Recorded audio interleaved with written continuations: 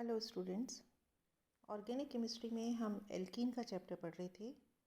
जो last lecture था, lecture 1, उसमें मैंने आपको एल्कीन का नॉमेनक्लेचर के बारे में बताया था और आइसोमेरिज्म के बारे में बताया था, नामकरण और समावयता के बारे में आपको बताया था।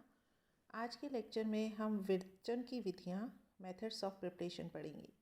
एल्कीन्स को किस तरीके से बनाया जा सकता है, इस चीज़ के बारे में अध्ययन करेंगे। देखिए, एल्कीन्स के विरचन के लिए, एल्कीन्स को बनाने के लिए हम दो तरीके की रिएक्शन संपन्न करवा सकते हैं। ये दो तरीके की रिएक्शन क्या हैं, ये आप समझ सकते हैं, क्योंकि एल्कीन में एक डबल बॉन्ड होता है, एक डबल कार्बन और कार्बन के बीच में डबल बॉन्ड होता है। डबल बॉन्ड हम बना सकते हैं संतृप्त यौगिकों से। संतृप्त यौगिक माने सैचुरेटेड कंपाउंड्स जिनमें एक भी डबल बॉन्ड नहीं होता। तो संतृप्त यौगिकों से अगर हम एलिमिनेशन रिएक्शन कराएं, विलोपन अभिक्रिया कराएं, तो हमको एल्कीन्स का निर्माण हो सकता है। विलोपन अभिक्रिया का क्या मतलब हुआ, आप जानते हैं, 12th क्लास में पढ़ के आए हैं कि रिएक्शंस, ऑर्गेनिक रिएक्शंस 4 तरीके के होते हैं। और अभी फर्स्ट ईयर में भी आपको मैंने जो पहले के लेक्चर्स दिए थे जिसमें रिएक्शन मैकेनिज्म के बारे में बताया था, तब हमने ये सब कुछ विस्तार से पढ़ा था। विलोपन अभिक्रियाएं वो होती हैं जिसमें किसी संतृप्त यौगिक में से, सैचुरेटेड कंपाउंड में से दो समूहों का या एटम्स का विलोपन हो जाता है, एलिमिनेशन हो जाता है, और इस दौरान दो सिंगल बॉन्ड कन्वर्ट हो जाते हैं एक डबल बॉन्ड में। दो सिग्मा बॉन्ड टूटते हैं और एक पाई बॉन्ड बन जाता है, उसे हम कहते हैं एलिमिनेशन रिएक्शन। ये सैचुरेटेड कंपाउंड्स, संतृप्त कंपाउंड्स में होता है और इसमें सिंगल बॉन्ड डबल बॉन्ड में कन्वर्ट हो जाता है। दूसरे तरीके के रिएक्शंस जिससे एल्कीन बनाई जा सकती हैं वो हैं योगात्मक अभिक्रियाएं, एडिशन रिएक्शंस। एडिशन रिएक्शन किस में होगा? एडिशन रिएक्शन होगा जहाँ पर डबल या ट्रिपल बॉन्ड हो। अब क्योंकि हमें डबल बॉन्ड बनाना है, इसलिए हमें रिएक्टेंट लेना होगा ट्रिपल बॉन्ड वाला, मतलब एल्काइंस। तो अगर हम एल्काइंस में एडिशन रिएक्शन करते हैं, योगात्मक अभिक्रिया करते हैं, तो एल्काइंस एल्कीन्स में कन्वर्ट हो जाती है, मतलब ट्रिपल बॉन्ड, ये देखिए, ट्रिपल बॉन्ड डबल बॉन्ड में कन्वर्ट हो जाता है एडिशन रिएक्शन में। लास्ट जो चैप्टर हमने पढ़ा था उसमें आपको एडिशन रिएक्शन के बारे में भी बताया था। एडिशन रिएक्शन वो होते हैं जब डबल या ट्रिपल बॉन्ड पे आके कोई समूह या एटम्स जुड़ जाते हैं पास पास वाले कार्बन पे जिनके बीच में डबल या ट्रिपल बॉन्ड होता है। तो इस दौरान एक डबल बॉन्ड, मतलब पाई बॉन्ड, कन्वर्ट हो जाता है दो सिग्मा बॉन्ड्स में। तो इस तरह हम एल्कीन्स दो तरीके से बना सकते हैं। एक स्टार्ट करते हैं सैचुरेटेड कंपाउंड, संतृप्त यौगिकों से, उसमें हम कराते हैं एलिमिनेशन रिएक्शंस यानी विलोपन अभिक्रियाएं। और दूसरा है एल्काइंस लेते हैं रिएक्टेंट्स के फॉर्म में और इस पे हम कराते हैं एडिशन रिएक्शन, तो एल्काइंस कन्वर्ट हो जाता है एल्कीन्स में। अब हम विरचन की प्रमुख विधियां पढ़ेंगे एल्कीन्स के। जो पहली विधि हम ले रहे हैं वो है डीहाइड्रोहेलोजिनेशन ऑफ एल्काइल हैलाइड्स। देखिए, जब ऑर्गेनिक केमिस्ट्री हम पढ़ते हैं तो आपको इन वर्ड्स का मीनिंग अच्छे से पता होना चाहिए। हिंदी में हम इसको कहते हैं विहाइड्रोहेलोजीकरण, हेलोजनीकरण, जहाँ पे इंग्लिश में DE लग जाता है। जहाँ किसी भी वर्ड के आगे हम DE लगा देते हैं तो उसका मतलब होता है रिमूव करना। तो डीहाइड्रोहेलोजिनेशन का मतलब हुआ, डीहाइड्रो माने हाइड्रोजन, हेलोजिनेशन का मतलब हेलोजन।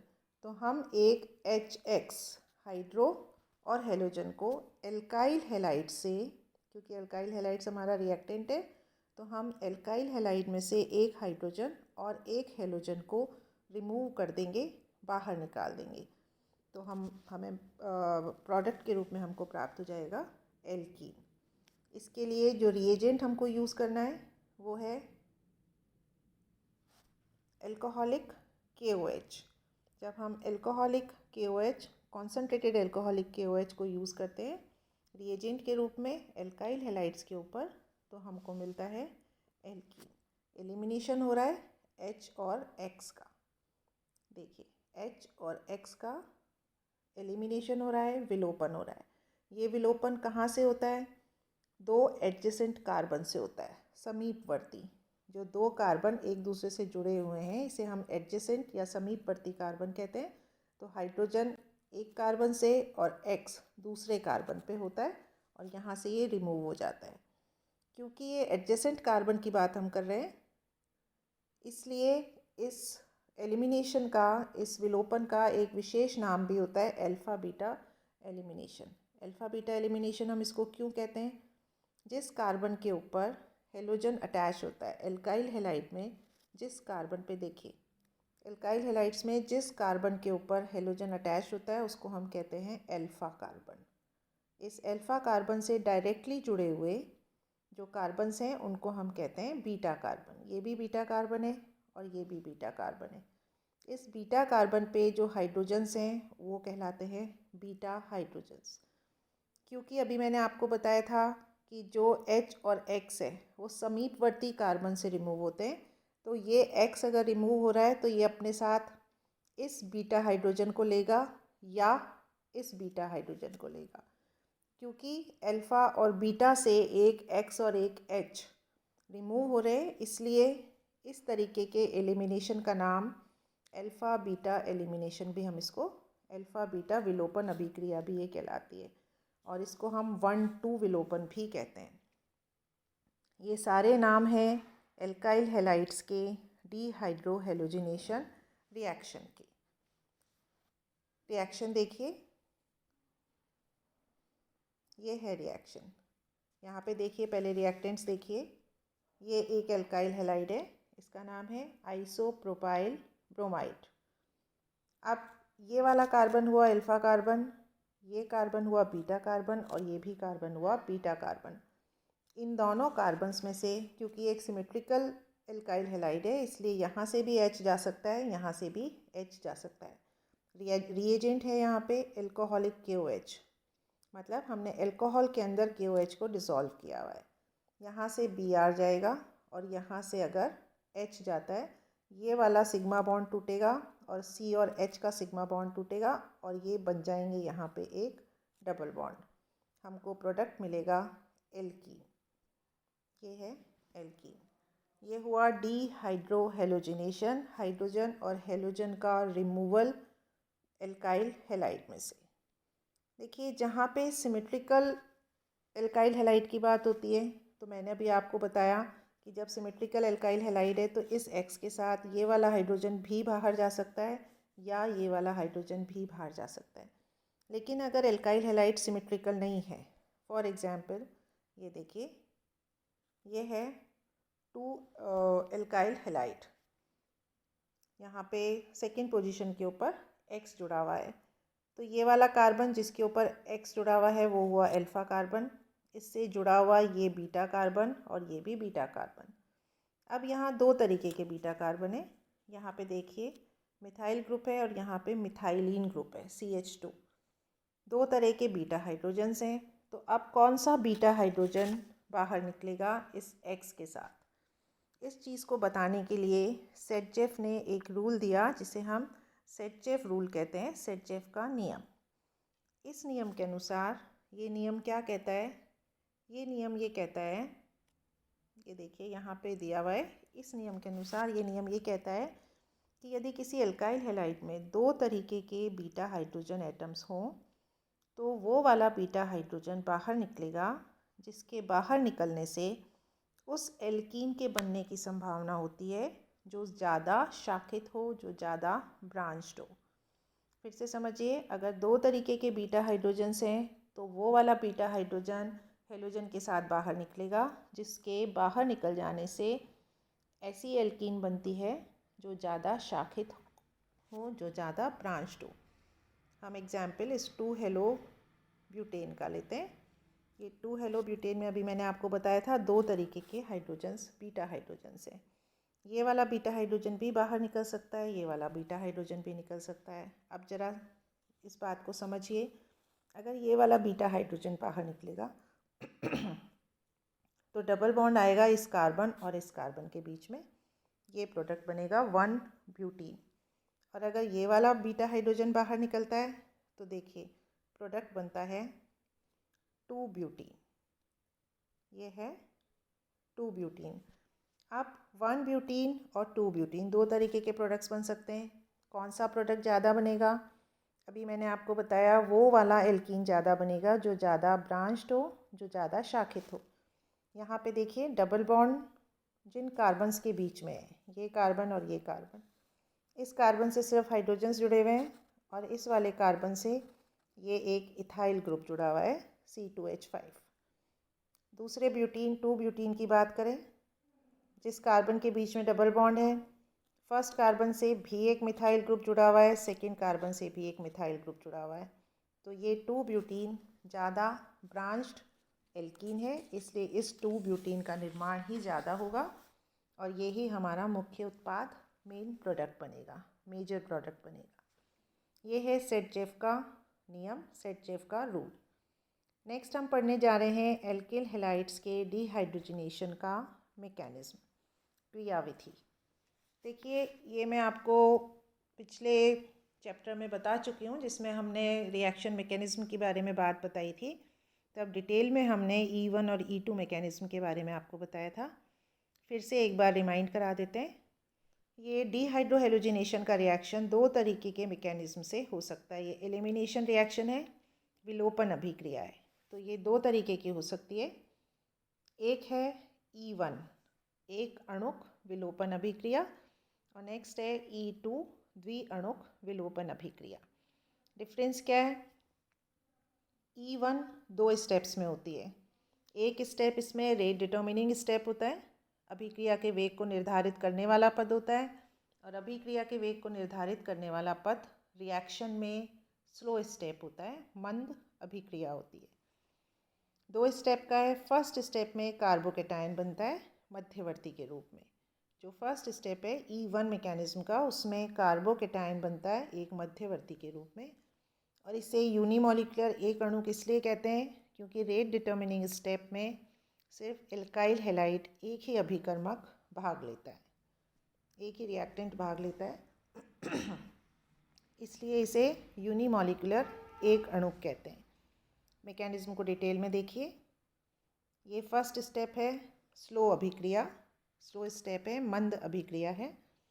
इसमें कार्बन और हेलोजन के बीच में आपको पता है इलेक्ट्रोनेगेटिविटी का डिफरेंस है, विद्युत ऋणता का डिफरेंस होता है। इस वजह से ये X के ऊपर पार्शियल नेगेटिव चार्ज और कार्बन के ऊपर आंशिक धन आवेश होता है। जैसे ही रिएक्शन प्रारंभ होती है, ये इलेक्ट्रॉन्स सारे के सारे X की तरफ खिसक जाते हैं और C और X के बीच का बॉन्ड पूरी तरीके से टूट जाता है, X माइनस के रूप में, और ये जो एल्काइल ग्रुप है ये पूरा का पूरा कार्बोकेटायन के रूप में बाहर आ जाता है। जब देखिए ये वाला बॉन्ड टूटेगा, इलेक्ट्रॉन्स पूरे X के ऊपर आ जाएंगे, तो X पे आएगा नेगेटिव चार्ज और इस कार्बन पे आएगा पॉजिटिव चार्ज। कार्बन पे जब पॉजिटिव चार्ज होता है उसे हम कार्बोकेटायन कहते हैं। ये बन गया कार्बोकेटायन स्लो स्टेप में। नेक्स्ट स्टेप में हम KOH के प्रेजेंस में रिएक्शन करा रहे हैं, तो KOH का OH माइनस, क्योंकि इस पे माइनस चार्ज है, कार्बन पे पॉजिटिव चार्ज है, इसलिए ये इस कार्बन से जो पास वाला कार्बन है बीटा कार्बन, ये बेस है, ये H+ की खोज में रहता है, तो ये इस कार्बन से इस हाइड्रोजन को प्रोटॉन के रूप में ले लेता है और C और H के बीच के इलेक्ट्रॉन्स, सिग्मा बॉन्ड के इलेक्ट्रॉन्स कार्बन और कार्बन के बीच में शिफ्ट हो जाते हैं और हमें एल्कीन मिलता है।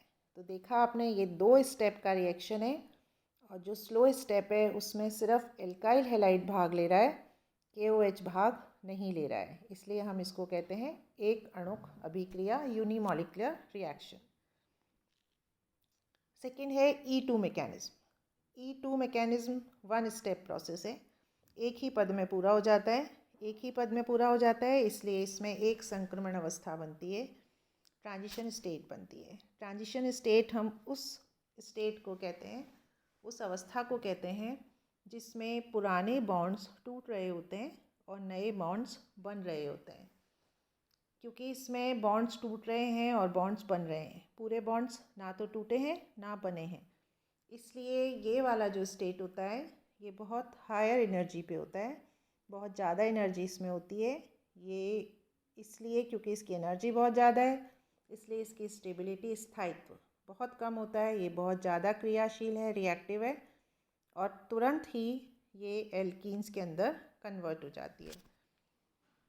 यहाँ देखिए रिएक्शन में क्या होता है, जो OH माइनस है KOH का जो बेस है वो जिस तरफ एल्काइल हैलाइड में X है उसके अपोजिट डायरेक्शन से एल्काइल हैलाइड के ऊपर अटैक करता है और इस वाले हाइड्रोजन को प्रोटॉन के रूप में खींच लेता है।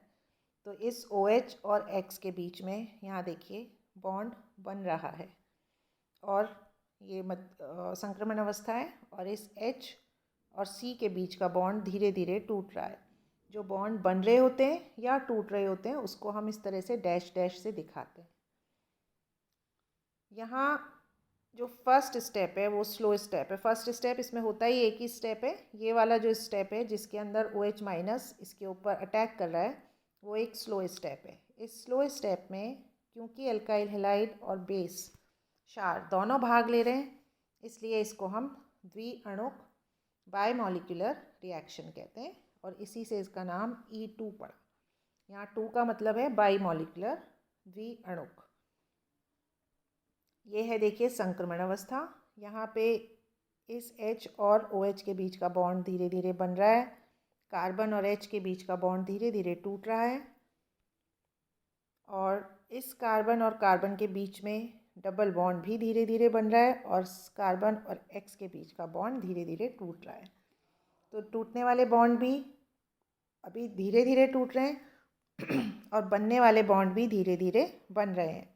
जैसे ये संक्रमण अवस्था बनती है, अभी मैंने आपको बताया ये ट्रांजिशन स्टेट बहुत ज़्यादा अनस्टेबल है, बहुत ज़्यादा रिएक्टिव है, इसलिए ये तीव्र बहुत तेज़ी से एल्कीन में, X माइनस में और वाटर में कन्वर्ट हो जाती है, हमको प्रोडक्ट मिल जाता है। इस तरह E1 और E2 ये दो रिएक्शन मैकेनिज्म है जिसके जरिए एल्काइल हैलाइड के डीहाइड्रोहेलोजिनेशन से हमको एल्कीन मिलता है। जो विलोपन अभिक्रिया है इसमें एल्काइल हैलाइड की जो रिएक्टिविटी का ऑर्डर है, जो टर्शरी एल्काइल हैलाइड है वो सबसे तेज़ी से अभिक्रिया करता है, सेकेंडरी एल्काइल हैलाइड उससे स्लो और प्राइमरी एल्काइल हैलाइड सबसे स्लो रिएक्शन करता है। ये जो ऑर्डर है रिएक्टिविटी का, ये ऑर्डर कार्बोकेटाइंस की स्टेबिलिटी का भी ऑर्डर है। कार्बोकेटाइन बना था E1 मैकेनिज्म में। क्योंकि कार्बोकेटाइन के स्थायित्व का जो ऑर्डर है वही रिएक्टिविटी का ऑर्डर है, इसलिए ये प्रतीत होता है कि विलोपन अभिक्रियाएं जो एलिमिनेशन रिएक्शंस हैं वो बेसिकली E1 मैकेनिज्म से संपन्न होती हैं, जिसमें कि रिएक्शन के बीच में कार्बोकेटाइन एक इंटरमीडिएट के रूप में बनता है। आज हमने E1 और E2 मैकेनिज्म के बारे में आपको बताया। हम पढ़ रहे हैं एल्कीन्स के विरचन की विधियाँ, एल्कीन्स बनाने के मेथड्स, और फर्स्ट मेथड हमने पढ़ा एल्किल हैलाइड्स के डीहाइड्रोहेलोजिनीकरण। तो नेक्स्ट जो हमारा लेक्चर होगा उसमें हम एल्कोहल से एल्कीन बनाने के बारे में पढ़ेंगे। वो यूजुअली एग्ज़ाम में ये वाले रिएक्शंस आते हैं, इसलिए आप इसको बहुत अच्छी तरीके से पढ़िए। आपका जो व्हाट्सएप ग्रुप है उस पर इसका PDF भी शेयर कर दिया जाएगा, तो आपको वहाँ से नोट्स भी मिल जाएंगे। इस चैनल को सब्सक्राइब कीजिए जिससे आपको जैसे ही YouTube के ऊपर एक वीडियो अपलोड हो उसका नोटिफिकेशन मिल सके। Thank you.